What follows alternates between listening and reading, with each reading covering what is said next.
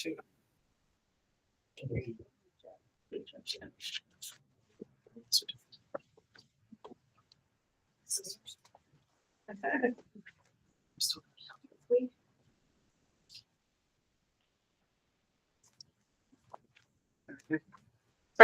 to order the regular meeting for the Clay Heights School Board this Tuesday, May 27, 2025 at 6:30 p.m.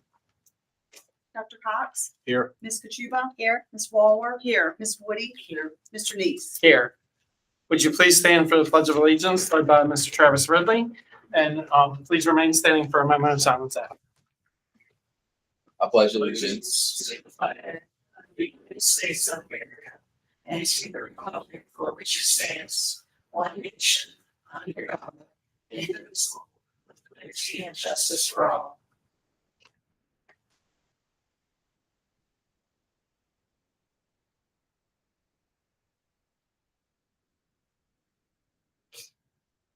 Thank you. All right. Any announcements? All right. Do you have a motion for the adoption of the agenda? So moved. Second? I second. Dr. Cox? yes. Ms. Kachuba? Yes. Ms. Walwer? Yes. Ms. Woody? Yes. Mr. Neese? Yes. All right, moving on to item 7, delegations. I have a few delegations that I'd like to share this evening. So the first one, so we had 3 winners from the 2025 Congressional Art Competition. And so this one is drawn by Hazel Bittenbender. She's a senior this year, one of Miss McBride's students, and like, what an amazing drawing, right? She wasn't able to be here tonight, so we're going to mail her certificate, and certainly our congratulations to her. Next, we have Cadence Martin. So Cadence, come on in. Under Freedom's Wing, we know Cadence is a great artist. Congratulations, Cadence. She won an honorable mention. Congratulations. Next, Juliet Torres. Is she here? Yes. Come on up, Juliet. And her artwork was named Salvation Mountain. So congratulations. Beautiful. And Mr. Alderson for all they do to encourage students and really help them develop their talent. Really amazing talent that we have here. So thank you.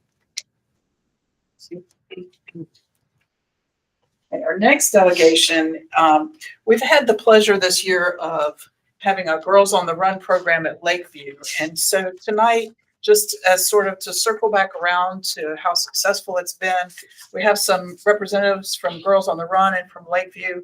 And Ms. White, if you want to just introduce them real quick, and they just wanted to give y'all a quick rundown and let us recognize the great work they've done with the students this year. So as Ms. Ratliff said, thanks to you guys and the school board and her support, we were able to offer Girls on the Run at Lakeview. We've had 2 sessions so far, and it has been such a positive experience for our staff and for our students. And we are so grateful to you for allowing us to have this program at Lakeview. We have our coaches, Melissa Chance, Andy Johnson, and Mrs. Mendoza, and they're going to introduce everybody else.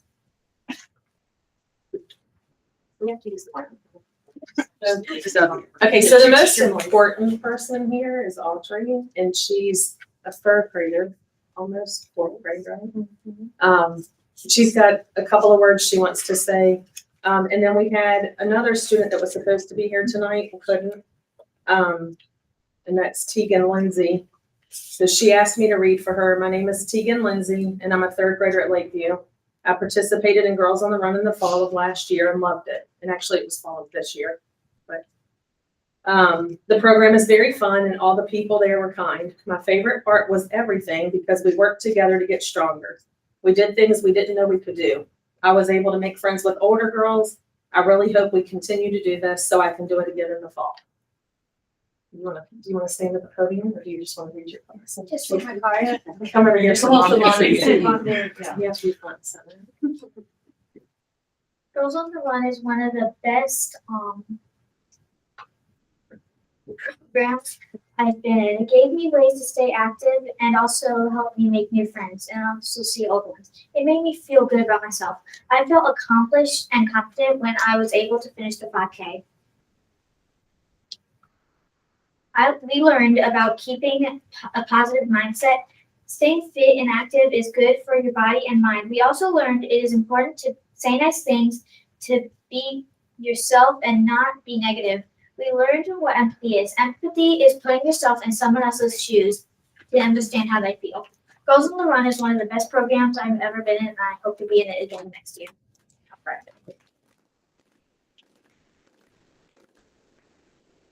When we were first kind of asked, like, will you want to pilot this program?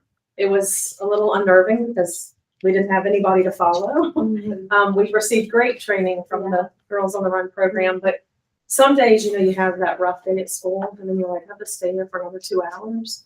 But it was probably, I will say it was definitely the best part of the day when we had those sessions. No matter what kind of mood we were in, the girls just put us right in a They good definitely mood. brightened our afternoons. So, We had a great group to start with. Yeah. We're blessed with, yeah. you know.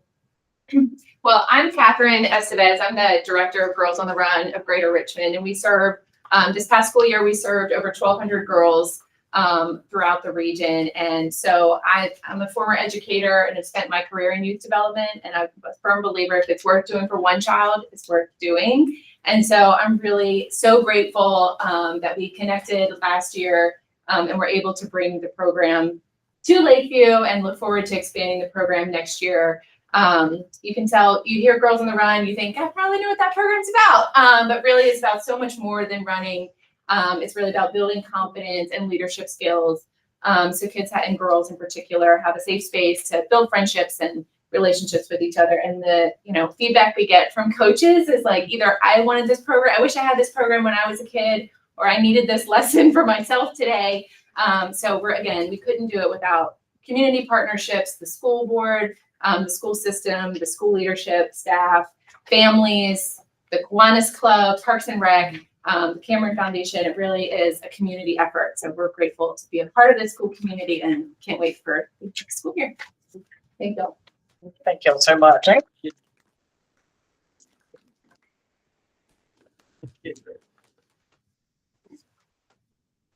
have one last delegation tonight, and Cadence, if you'll come down, please.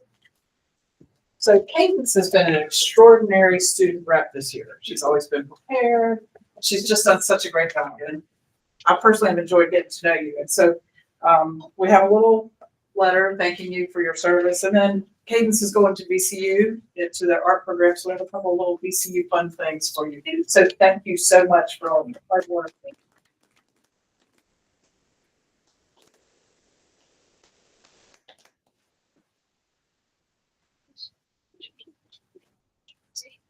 And Cadence has something. We're going rogue on my last meeting. Getting crazy. I would actually like to call Mr. Nelson up here, if you would, please. Hi. Oh, hello. First of all, I would like to thank you for being such a great principal. Colonial Heights High School has provided me so many opportunities, this being one of them, being able to serve as the student representative. And so I would like to present you a print of my artwork. Oh, well, very good. To be hung at the high school somewhere, wherever you see fit, in the office. So awesome. So this is the first print out of 2 that have been made so far. Oh, So. well, thank this you is so it. much.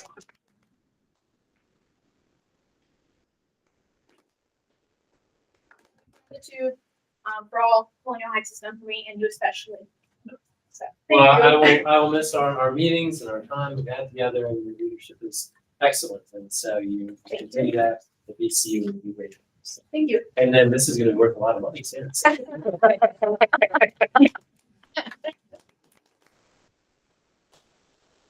Right, well, I'll be able to say we knew Cadence. We knew you when I could sit by you. Thank you.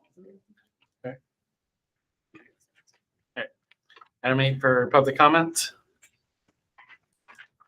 Any member of the public addressing the board shall approach the lectern, give his name and address in an audible tone of voice for the record, and address the board as a body rather than speak to any member. Unless further time is granted by the board, any member of the public shall address the board for a maximum of 5 minutes, regardless of the number of issues he desires to discuss. And we don't have any comments. We're moving on to item 9, the consent agenda. So we have item A, which is the school board minutes from the special meeting of April 22nd, 2025, the regular meeting minutes of April 22nd, 2025, the special meeting of April 24th, 2025, and the special meeting of May 14th, 2025. We also have item B, which is the annual continuation of the CHPS deferred compensation and 403B employer salary reduction plans, as well as item C, which is the 2025-2026 Wesley preschool agreements. Do you have a motion for the adoption of the consent agenda? So moved. A second? Second. Dr. Cox? Yes. Ms. Kachuba? Yes. Ms. Walworth? Yes. Ms. Woody? Yes. Mr. Neese? Yes. All right, moving on to item 10 for new business. Item A is the 2025-2026 Every Student Succeeds Act grants for Title I. Okay, so I'm gonna, if it's okay with you, toss A, B, C, and D to Mr. Ridley. In the past, I think I explained to y'all previously that we did the consolidated application, but because of the ease of approval for doing them singly, they've opted to go that direction. It doesn't mean any difference in money for us, but it's just a different way to submit the grants. So they each have to be good. They each have to go separately. So Mr. Ridley, you want to start with Title I? I can't see you, but I'm Yes. assuming you're. So our Title I grant is the same. It's really to support federal funds to support our schools. We have targeted assistance Title I school. And so we use our Title I funds to support the salaries and benefits of 8 teachers and 1 paraprofessional. And that includes reading assistance and math assistance for our reading assistance for our 3 elementary schools and middle school, and math assistance for our 3 elementary schools. If you guys have any questions about the Title I grant, I can go in more detail. Do you have a motion for the approval for the Title I grant? So moved. A second? A second. Dr. Cox? Yes. Ms. Kachuba? Yes. Ms. Walworth? Yes. Ms. Woody? Yes. Mr. Neese? Yes. All right, move on to Title II. All right, Title II grant, we have here, we write this grant to support several different things. One main purpose is for professional development opportunities, tuition reimbursement for people working on endorsement and licensure. And we also use this to help retain new teachers by helping our HR department and recruitment of new teachers. Are there any questions on the content of the Title II portion?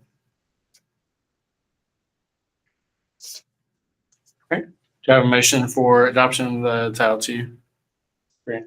So moved. Second? Second. Dr. Cox? Yes. Ms. Kachuba? Yes. Ms. Walworth? Yes. Ms. Woody? Yes. Mr. Neese? Yes. All right, moving on to Title III. All right, Title III grant we use for supplemental support for language acquisition for our English for second learners. And so this year, the biggest change in what we wrote in our grant this year is to help provide additional services through tutoring for our L students before and after school, outside of the normal remediation opportunities that they have.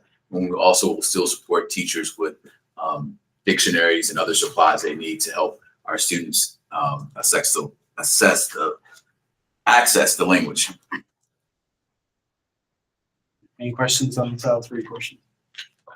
I just had one question, and I actually should have asked it under Title I. So do we, probably hard to make predictions, do we feel pretty confident that federal funding is going to stay at the same level at least that it has in the past? I feel very confident with Title I. I feel very confident with Title III. Title II, I'm just waiting. I haven't heard anything either way. So right now we're holding steady, but we've heard feedback from our coordinators conference for Title I and Title III that we're good to go for this year. Thank you. Do you have a motion for Title III? So moved. And a second? Second. Dr. Cox? Yes. Ms. Kachuba? Yes. Ms. Walworth? Yes. Ms. Woody? Mr. Neese? Yes. All right, and then Title IV. All right, Title IV is a little bit easier. Title IV can be used to be transferred into any other title grant, Title I or Title II. We transfer all of our funds as we've done over the last 5 years to Title I. And the reason we transfer those funds to Title I is because we're short in the salaries, and so it helps us to help a wider group of students. And so that additional $50,000 that's in Title IV, we transfer to Title I to help cover the salaries of those 8 teachers and 1 paraprofessional.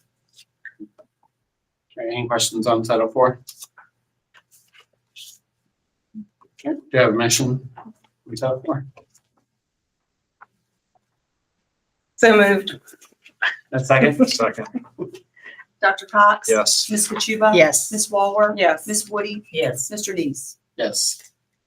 All right, item E is the proposed policy regulation GBLA-R, third-party complaints against employees. Okay, so items E, F, and G kind of all go together. So I'm gonna kind of explain them all. If you want me to, or I can go one by one, whatever you like. Yeah. So last meeting, the April meeting was the final reading on GBLA, and it said the superintendent would bring back a regulation. And this is a regulation concerning any complaints filed by a parent, student, or resident of Colonial Heights against any employee of the schools. And this is the process that someone would have to go through to file that complaint. So that's the first vote, is to adopt the regulation. The second vote, you want me to stop there? You're keeping going. What do y'all want Any me to do? questions on that portion from the second vote? Okay. The second one is deleting GBLA-E, the old third-party complaint form. And so that's the one we had. It didn't have a regulation with it, but we say get rid of the form and replace it with what F would be, GBLA-F, the new form, which provides a little more specificity about the concerns. Any questions on those 3 parts? All right, we'll do a vote on each of those separately. So the first one, do I have a motion to approve the proposed policy regulation GBLA-R third-party complaints against employees? So moved. A second? Second. Dr. Cox? Yes. Ms. Kachuba? Yes. Ms. Walworth? Yes. Ms. Woody? Yes. Mr. Neese? Yes. And then do I have a motion on item F, the delete policy GBLA-E third-party complaint form? So moved. A second? I second. Dr. Cox? Yes. Ms. Kachuba? Yes. Ms. Walworth? Yes. Ms. Woody? Yes. Mr. Neese? Yes. And then item G, the proposed policy GBLA-F third-party complaint form. So moved. A second? Second. Dr. Cox? Yes. Ms. Kachuba? Yes. Ms. Walworth? Yes. Ms. Woody? Yes. Mr. Neese? Yes. All right, item H, the Child Savers Partner Agreement. Yes, this is basically the same agreement, just with updated dates from that y'all approved last year that will allow us to continue to have child savers in our schools at Lakeview, the middle school and the high school. This has really been a great service to our students. And you may remember that we had a grant through Nurture Now that helps to support this. And so that will continue on through next school year. And we have met with child savers to talk about thoughts around securing some additional grant funding next year, perhaps through the Cameron Foundation. They said they would partner with us to go to Cameron to seek out those funds. So anyway, this is next year's agreement. Do you have any questions on the Child Savers Partner Agreement? All right, do I have a motion for approval of the Child Savers Partner Agreement? So moved. A second? Second. Dr. Cox? Yes. Ms. Kachuba? Yes. Ms. Walworth? Yes. Ms. Woody? Yes. Mr. Neese? Yes. All right, item I is the local alternative assessment for World History 1. I'd like to ask Dr. Newman, if you don't mind, to take a minute and explain this to y'all. Yes, good evening. So as you know, high school students need at least 5 verified credits to qualify for graduation. One of these verified credits, which involves passing the class and passing a SWOT test, is in history and social science. At our high school, all freshman students take World History 1, so that's a typical route for which students get that verified credit. What we have found, and what the state has observed, is that while we have a very high majority of kids pass it the first time through, there's a population of students that really struggle to get through that test. It requires a lot of stamina, it requires a lot of complex vocabulary. So we have some students who will take 4 years and several attempts to keep grinding through passing that SWOT test, and it becomes almost a barrier for graduation. So in 2021, the state established a process for which you can earn locally verified credits in history and social science. So this would be done through a performance-based assessment, which essentially is you're analyzing historical texts and writing a series of essays based on these texts throughout the course of the school year. Mr. Nelson and his team approached us with this idea, talking about we have some students, particularly our students with disabilities, our English language learners, who really struggle to get through this test. So they approached us to look into this. Dr. Strickland and I reached out to the state, and the state indicated that actually by next school year, about half the divisions in the state are using this model for history verified credits. So the benefit, again, is helping these students who, it's really looking at the students first and seeing these kids who struggle year after year to pass this test. And we saw kids who are in their senior year taking 4 or 5 attempts to take this test. It's really not benefiting the students in any way.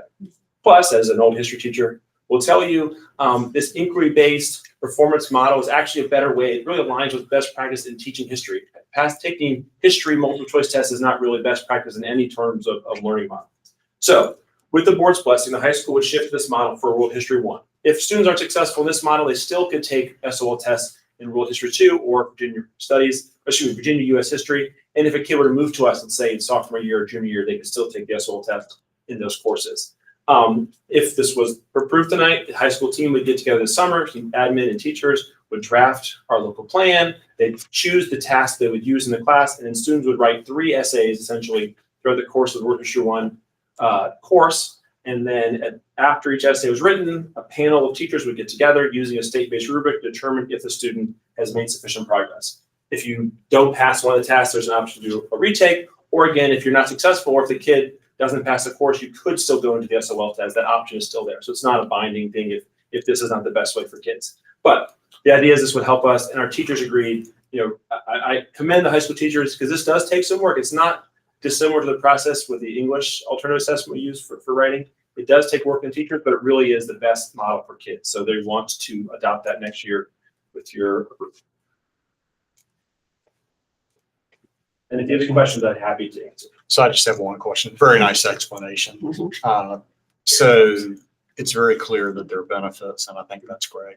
My question always is when I see DOE mentioned 5 times on the first page, do we really think that they'll stay the course? Like if it's a best practice, and it sounds like it will be, do we feel pretty confident that they'll stay the course? I do. It's a good question. And they were encouraging, saying 100%, if you want your kids to be successful, this is a better model. And everything you've seen at the DOE with the integrated reading writing, with the way they text writing at the high school level, this kind of blending of content, knowledge, and writing analysis, showing you understand the content through written work, is really the model the state is kind of pushing people towards. We see it in 3rd grade, we see it in middle school history. It's really what I think they want us to kind of go that way. So I do think this is kind of the path forward, or at least what the DOE currently is indicating is the path forward, is written analysis to prove your content knowledge. Thank you. Any other questions? Okay, do I have a motion to approve the local alternative assessment for World History 1? So moved. A second? I second. Dr. Cox? Yes. Ms. Kachuba? Yes. Ms. Walworth? Yes. Ms. Woody? Yes. Mr. Newsom? Yes. All right, item J, the policy revision GCBD-R1, leaves and absences. Yes, this is just a small wording change. Mr. George, I believe in working with people who were leaving the division, had some questions around the wording in the current policy. And so this was just made, just slight wording changes for clarification. I don't know if you had anything else to add. Yeah, it's a GCBDR1 is a long regulation, but toward the bottom is a very important calculation, and that's how our retiree sick leave computation is done. And so we found a little bit of we had some questions this year, so we wanted to just provide some increased clarity by itemizing that calculation, so that because it's also in our handbook, so that when retirees are planning for retirement, that they can more accurately do so. And we made the adjustment to that being 351. We did. Okay, Yes, sir. great, thank you. Okay. Yeah, any questions? So then the handbook will be aligned with the Correct. policy. Do you have a motion to approve the policy revision for GCBD R1 leaves and absences? So then, A second? Second. Dr. Cox? yes. Ms. Kachuba? Yes. Ms. Walwer? Yes. Ms. Woody? Yes. Mr. Neese? Yes. Thank you. All right, moving on to item 11, financial report summary for April 2025. Thank you. In your packet is your board reports for finance. I'm happy to field any questions if you have any.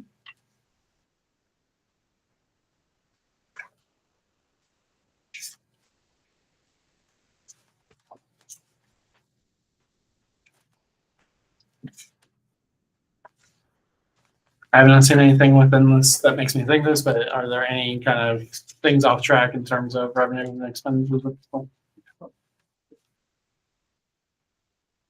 Any other questions? All right, do you have a motion to approve the financial report summary for April 2025? So moved. A second? Second. Dr. Cox? Yes. Ms. Kachuba? Yes. Ms. Walwer? Yes. Ms. Woody? Yes. Mr. Neese? Yes. Thank you. Thank you. Thank you. Moving on to reports for Office of the Superintendent. I just had a couple things that I wanted to mention. I did include the strategic action plan steps update, and I included it back from when, I guess back in the fall of 2023, we started with the board's work session where you prioritized and, we worked through those so that you would just have these on record, so that as y'all move forward with Mr. Ridley and your planning, you can see kind of where we've gone the last couple of years. I do want to just make mention of a few things that I feel like have been key.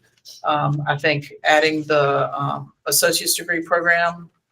I think the new teacher academy that Mr. George and Mr. Ridley and Ms. Strickler and Dr. Newman helped with have been very impactful. And then I invited Dana Barefoot to come. We talk a lot about having the right people in the right seats on the bus.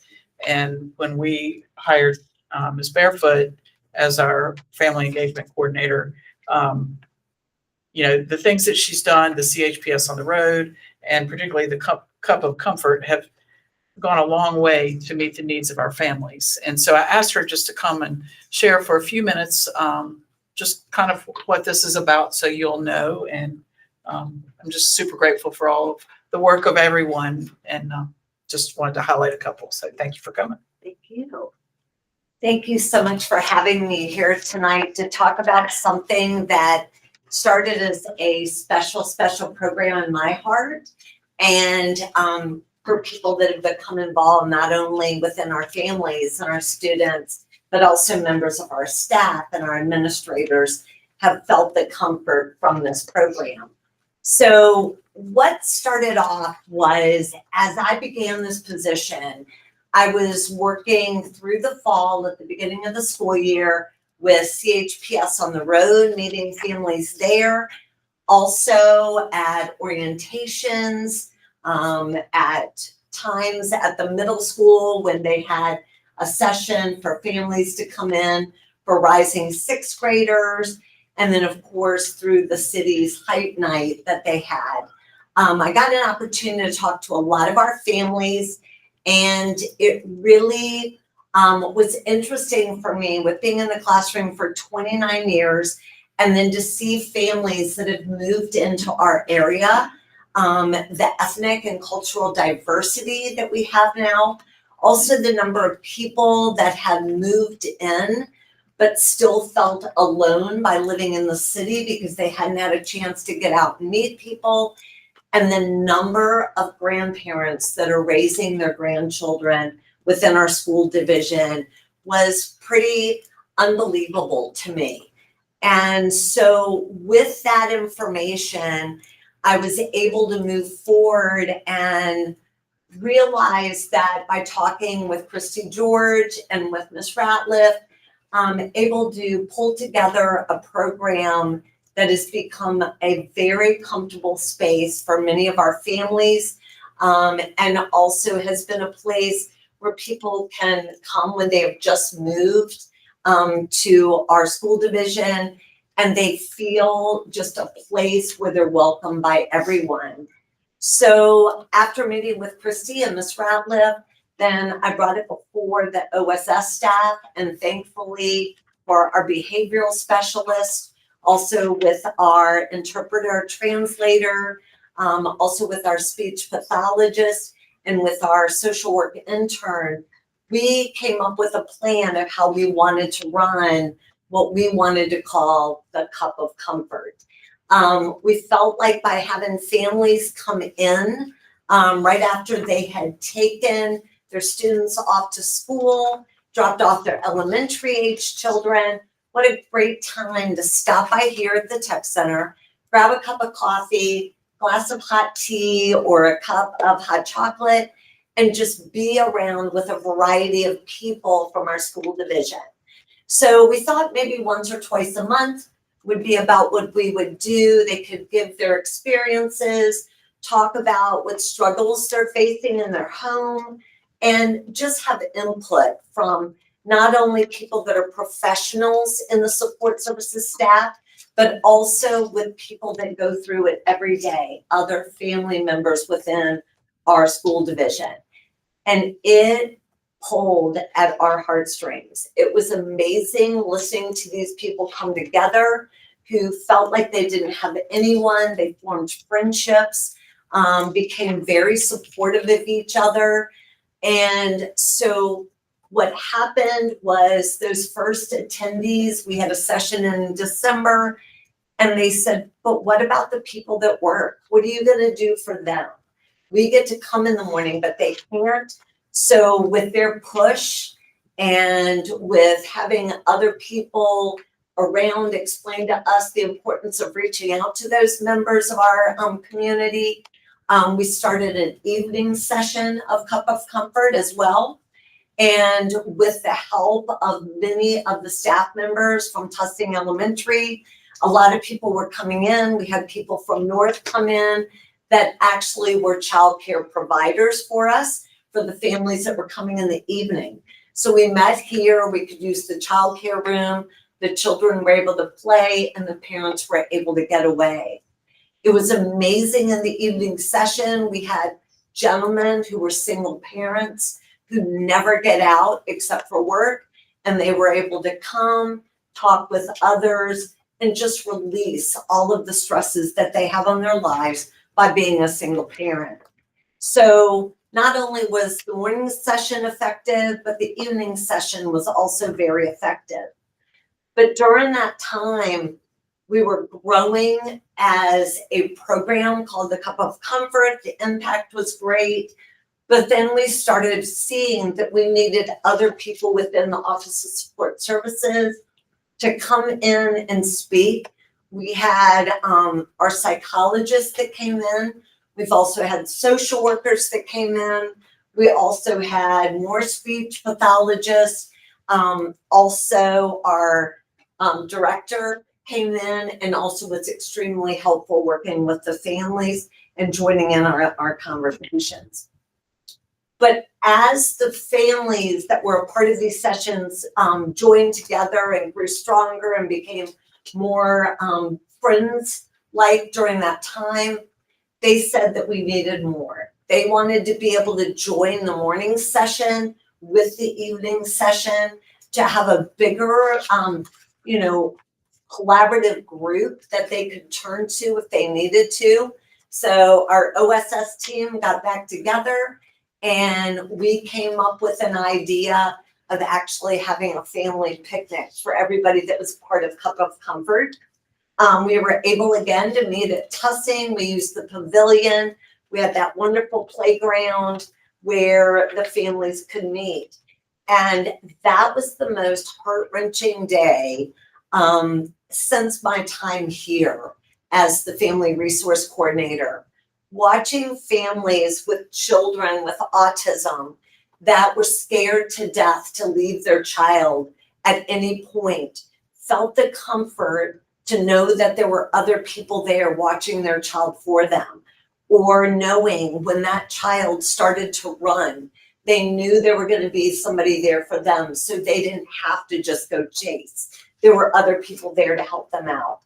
And knowing that these single parents that never had an opportunity to let anyone else watch their child, but they felt that they could sit down and talk to another adult while other children were on the playground playing, and there were parents that they trusted out there. So it was just a beautiful event. Not only did our families bring their children, but I brought a husband that cooked. Judy Casalo brought her husband as well. Becca Perkins brought her children. It was just such a great day. People able to reach others with different cultures. My favorite picture too is that, well, one of my favorite was the one where they're playing cornhole in the middle. And there was a lady that was there from India. And she kept on saying, you have to learn to play football when you're here. You have to, and we're playing cornhole, but we went with it and they loved it. One of the moms started hula hooping around her neck. She felt so comfortable. We played with the parachute.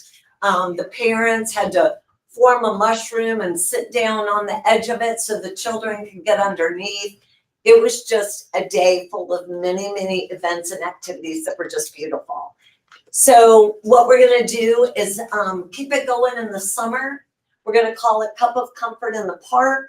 We've already sent out invitations to the families that were a part of Cup of Comfort. Next will come an email from me inviting them to join us, bring other families with them. So if you're free, Saturday, June 28th at White Bank Park, we're going to meet there at 11 and just have an opportunity for people to be together and also be able to use the sensory playground that is there at White Bank that would be really helpful to a lot of our families. And then again, we've already got our Cup of Comfort date started. So we're going to have the evening sessions. We decided to try it the same week this time. So we would have an evening session on one day, and then the very next morning we would do a morning session for our families as well. So I would love for it to grow even more than it's been. It's just such a great feeling to be a part of a team that will pull together and pull everything to make the families in our community feel better about their lives. Do you have any questions? I do. Yeah. Oh, sorry. So the of the parents, do you feel like the majority are primarily elementary, or did you get middle and high parent participation? What was kind of that breakdown? Yeah, so I felt like it was definitely more elementary, but a lot of the families that came, they might have somebody at the middle school, but also elementary. We have one parent that came in that has a middle and a high schooler. So high school, not so much. So that's where we're trying to push into a little more.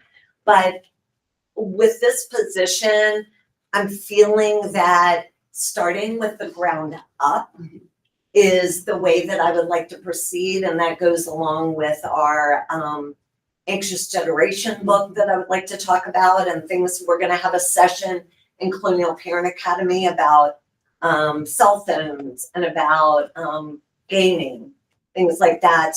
And we feel like if we start there, we definitely want to move into the middle and high schools with it. So we're going to do 2 sessions on 2 different levels. And also, are there resources that you kind of through this process have kind of identified as saying, well, as we move forward, we could really use? So what we're finding we really can use is behavioral information for the families. I feel like there's a lot of children that are struggling with behaviors we're determining because of the fact that it's hard right now for parents to be parents. So we're talking more about trying to give information to them to help them grow and be able to feel like it's okay to be their parent and not be their friend. So that's what we've discussed as a group that we felt like was one area as well. The other thing where Kayla has been huge was bringing in Hispanic families too, and incorporating them into the Cup of Comfort sessions as well with her translations. Are there resources, like monetary resources that are needed, or have we so far been able to cover those costs through, I mean, so much of it is just the relationship. I understand that, but I mean, going forward, are there things Well, that- going forward, we've been blessed with the OSS funds that have been there. Also, I had met with Ms. Ratliff and asked for a little bit of money to be added extra into there to be able to cover some of these. I have become very good friends with the young man at Little Caesars Pizza. And he has been very, very helpful with this as well. Because you can tell a lot of families like to have the food available at these sessions. So we're trying to do that. It's great. Thank Thank you. you. It's wonderful. Anybody else? Well, thank you for giving us this opportunity. Thank you. And then I did have one last Clinical Pride video that Tim G put together for us to kind of highlight our events at the end of this year.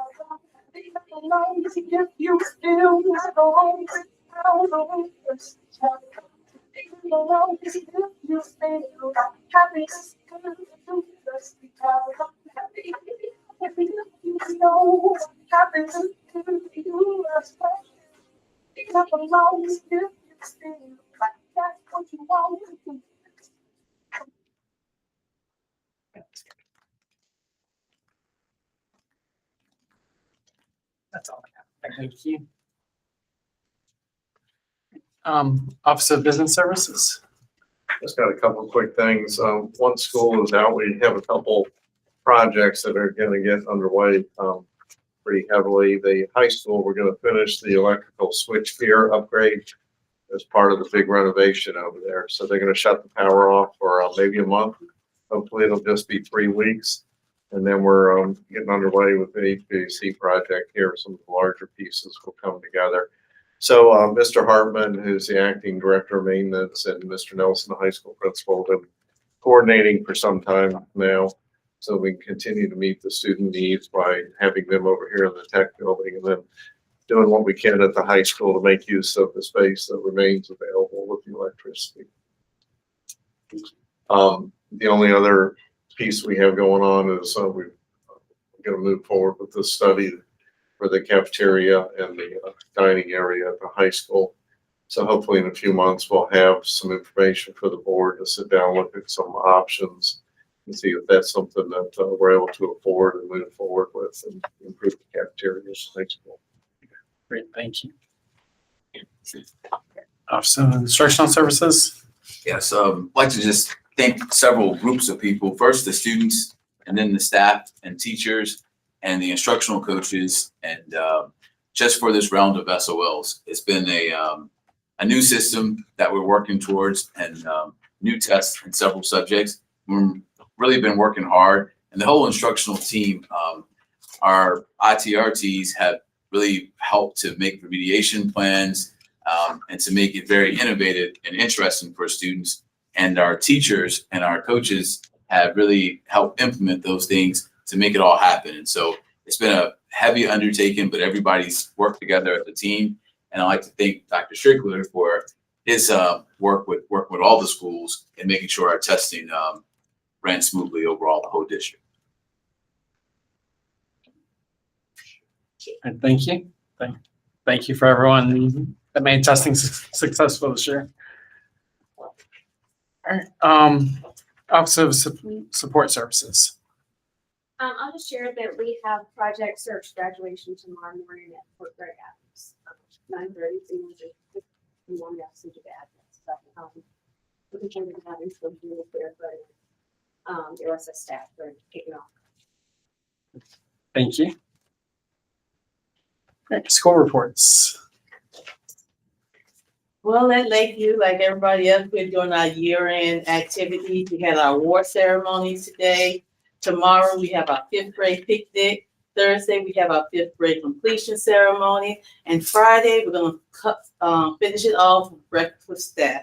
So come on by and get an egg biscuit.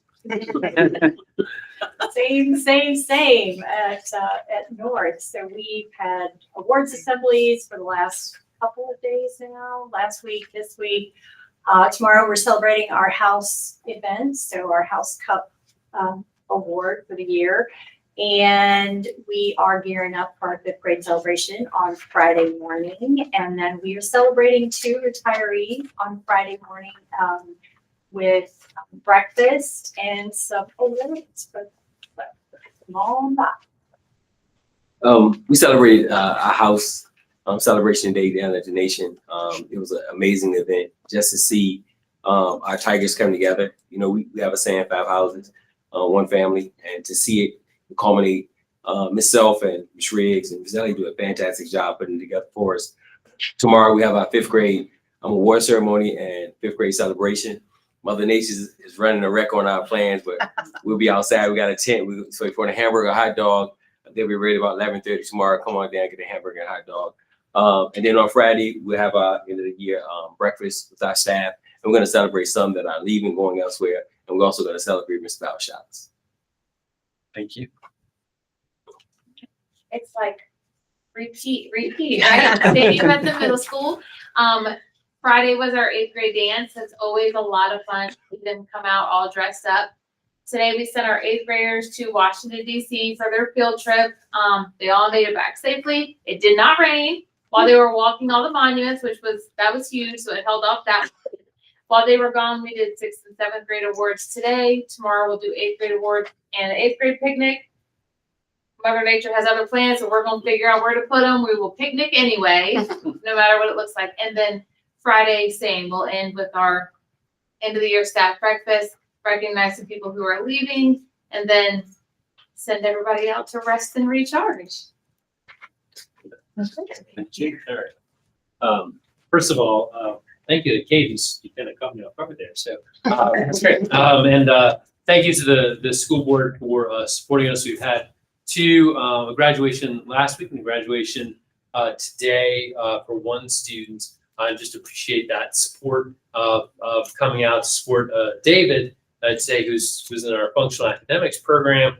And so it was really cool just to see all the different offices and staff members and family and all just the different people, the been with David all his years in the school. It's kind of like a microcosm. Can you use that word? Microcosm of what we see on Thursday for the graduation of all of our seniors, that so many people are involved in getting them to that point. And it's just truly a privilege to be part of that. So, Thank you. So student representative report. Hi, everyone. So as we've reached the end of the school year, we've had quite a few wonderful senior events, many which occurred last week. So firstly, Friday the 16th was the last day of high school for most seniors, an exciting day for everyone. That weekend, students and their families attended the optional baccalaureate service on Sunday at Mount Pleasant, which was led by science teacher and FCA huddle leader, Mr. Tracy Boyd, and the church's youth pastor. The service offered encouragement to the graduates in their future endeavors, and some students even shared some scriptures they found important or special to them. Seniors then returned to school the following Monday and stood side by side in their cap and gowns to take the class of 2025 photo before beginning the parade of graduates. The graduates walked the halls of the high school for the last time and visited each of the elementary schools as well as the middle school, while past teachers, younger students clapped and cheered for each of them. This tradition was very special for the graduates and students alike, especially since many have younger friends, siblings, and other family members at each school. That Monday evening, students who had been selected as Senior of the Month during the school year were honored at the Senior of the Month banquet, accompanied by their families and guests. The students each presented a speech on how their guest has impacted their life and expressed their gratitude. Additionally, students were recognized for their hard work at Scholarship Night last Wednesday, where many students were awarded lots of academic scholarships from various families and organizations in the community. Students were also recognized for their remarkable achievements at the CTE Awards ceremony this past Thursday. Lots of events. To end the week last Friday, the 23rd, was our annual SCA picnic, where students and staff celebrated the end of the year by playing games outside, enjoying the inflatables, and also enjoying snow cones and other treats. This is a very exciting time for everyone, especially seniors who look forward to graduation and their next steps in life, whatever that may be. Before the commencement ceremony on Thursday, graduates will attend practice tomorrow morning and the senior picnic at White Bank Park afterwards, weather permitting. Lastly, I would like to thank the school board for the privilege and opportunity to serve as the student representative this year. I would also like to extend my thanks again to Mr. Nelson for all the amazing opportunities I've been given as a student of Colonial Heights High School and the assistance he has provided throughout my role with the board. Thank you. Thank you.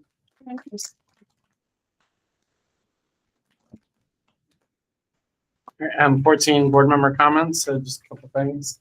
James, we really appreciate having you as part of the as a student representative throughout the year. You've done a great job and been great also getting a little bit outside of the board. You have great future ahead of you. I can definitely tell that. So we appreciate everything that you've done with us. I greatly enjoyed being a part of this, so thank you. Thank you. Thank you. And then second. So, Ms. Ratliff, this will be your final board meeting in this position. Am I allowed to cheer? We had a little bit of a celebration for you before this, but I just want to close with how grateful we are for everything that you've done for 36 years with Colonial Heights Schools. Again, your legacy is going to live on for much longer than that. And you've been a great teacher for all of us. Thank you so much. Thank you. Any other comments?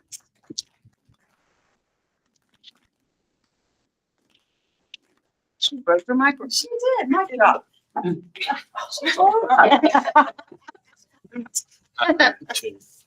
So Heidi, I wanted to dovetail on that. Just thank you for everything that you've done. What an extraordinary career it really is. And I mean, at every level, and we're so appreciative. I also wanted to just say that, you know, when you get to be a part of a school division and you just get to hear extraordinary things that people are doing, I mean, it's just one of the greatest feelings in the world. And Ms. Barefoot, I really wanted to thank you for your presentation. That is spectacular what y'all are doing. It really is. And so I hope you will, we can invite you to come back for an update sooner rather than later. Because I think, never want to speak for anyone else, but I do think that, you know, as you think about resources and you think about expanding and things like that, I think we would love to hear that and to see if there's any way that we can be of any assistance. I will do that. Thank you. Any other comments? All right, do I have a motion for adjournment? I second. Second. All in favor? Well, I guess we give Jim the gavel for that. Yeah.